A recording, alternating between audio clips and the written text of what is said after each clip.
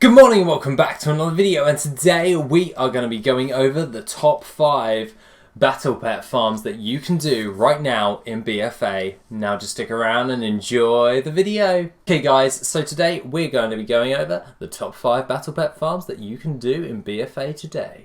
So, that being the case, let's get into number 1. Number 1 is the Crimson Whelpling farm, and this can be done in the wetlands. The wetlands farm is an AFK farm, so all you can do is grab your monk, go over to the specific spot, place your ox statue down, and just use your whirlwind abilities. And pretty much the mobs will keep running to their deaths. You can average a Crimson Whelpling near on every hour, and it sells from anywhere from roughly around about 10,000 to 25,000 gold, depending on your realm, so would rather double check your auction houses when you're actually doing this farm. You can also get some additional low tier transmog along with some cloth and or different types of materials which you can then sell on the auction house, as well as farming up the battle pet. But at the end of the day, I find that the Crimson Whelpling farm is by far one of my most favourite gold farms in order to do, mainly because it's just so easy to do, because it's an AFK farm and it requires little to no effort at all. So at the end of the day, stick on the TV, stick this in the background and just keep farming, and you're going to have some battle pets which you can then sell on the auction house. So that being the case, let's get into number 2. Number 2 is found in the Draenor Shadowmoon Valley, and that is the ZOMSTROK. The ZOMSTROK can be found in the southeast of Shadowmoon Valley just by killing the crawdad lobster, basically the big ass lobster things. Basically, I'm showing you where you need to go. Just kill the goddamn lobsters and you will get yourself a ZOMSTROK. I usually average a ZOMSTROK near on it 1 every 20 minutes, depending on how fast you are and efficient you are at actually killing those ones. But at the end of the day, it won't take you that much time at all in order to get yourself a ZOMSTROK. The downside to this though is the ZOMSTROK sells from anywhere from around about 2,000 towards 6,000 gold for one. So you're averaging around about 15,000 gold per hour on average for your ZOMSTROKs, but at the absolute minimum you come out with nothing for this RNG battle pet. But at the end of the day, this is a battle pet farm. Near on every single battle pet farm is RNG based, so if you don't get anything, RNG was not shining upon you, basically, is what I'm saying. But other than that, the ZOMSTROK is a fairly easy battle pet you can in order for you to sell, and it does provide you with a decent amount of steady income if you do just a couple of hours for it. So then you can place all of those on the auction house, and then over time you will sell, and then restock, and then focus on other battle pet farms as well.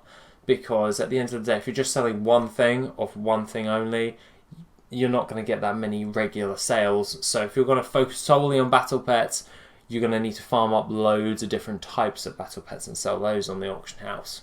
Other than that, at number 3 we have the FILTHLING farm. Now the FILTHLING farm was made famous in Mists of Pandaria and in the Draenor expansion, mainly because it was one of the most easiest ones to do in the Isle of Thunder. The Isle of Thunder over on this spot over here. And basically, all you have to really do is just kill all of the globs. Now, the globs basically just die because we're like 120 at this moment in time, and pretty much when you kill them, you kill them. And you have a chance of getting hold of the FILTHLING battle pet, which actually sells still for a reasonable amount of gold, considering it is from Mists of Pandaria. The FILTHLING battle pet usually sells from anywhere from about 6,000 gold all the way up to 10,000 gold per piece, so that's pretty damn good. I average on average around about 2 per hour, but sometimes I come out with nothing and I'm not really that bothered by it because I know it's an RNG based one. I can't seem to stress how much battle pet farming is really RNG based. But if you really want to do battle pet farms and try your luck, FILTHLING 1 is pretty good because the FILTHLING battle pet actually sells really fast, and probably one of the fastest selling battle pets you can get a hold of at this moment in time, as opposed to some of the higher ones that sell for a lot more, but they take a lot longer to sell. So it really just does depend on what type of battle pet you are trying to farm up. Along with that, let's go over to the Energized Mana Fiend. Now, this is at number 4. The Energized Mana Fiend can be found up in Draenor, and I'm going to actually pull this one up for you guys, because in Draenor over here you have in Nagrand. This farm takes you 5 minutes, 1 chance per day, but there's 3 of them, so technically you have 3 chances for 5 minutes a day or a battle pet. Now, the ogres are situated over in this section here, and they are 3 elite mobs.